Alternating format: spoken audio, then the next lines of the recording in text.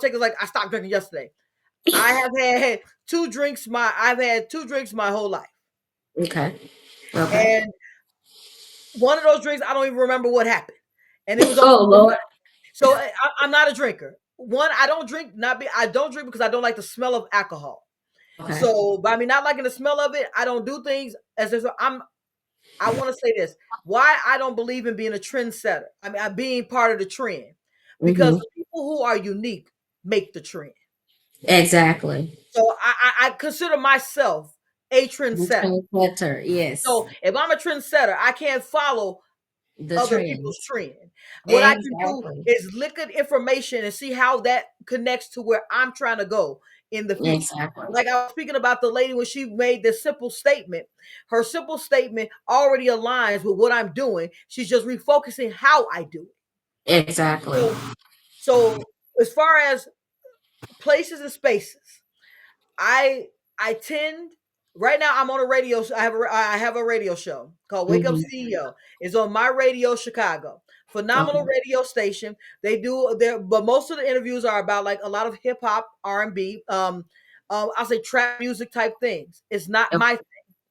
So on Okay. my show, out of all of the shows, I have had one guest that is actually has anything to do with music because Okay. my show is about building the community around the individuals that are in the community and Okay. utilizing the people in those communities so we can have more control over things that our money, our Mm-hmm. finances, our places that we live.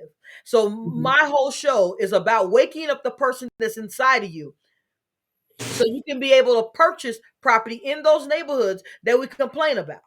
How to Mm-hmm. how to make changes in those neighborhoods we complain about, how to Mm-hmm. actually learn conflict resolution. Because if you learn conflict resolution, you can teach your kids conflict resolution, which stops all the gun violence in our streets. Exactly. So I want to remind people that we have control over those things.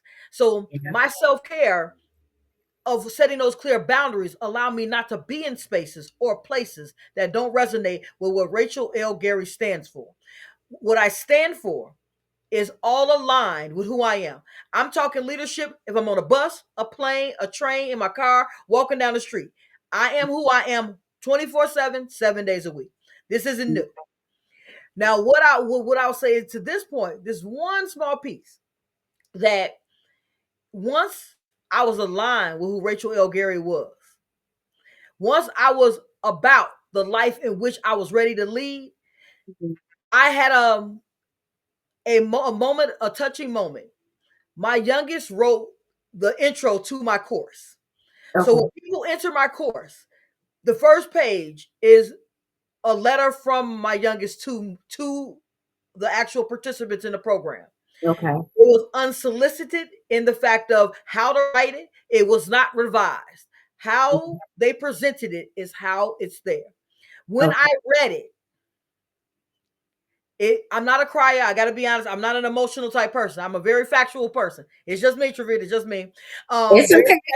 very factual. When I read it, it brought a tear to my eye. And that's why I had to preface that I'm not an emotional person in that way. But Mm-hmm. when I read it, I knew I had done what I set out to 20 years ago.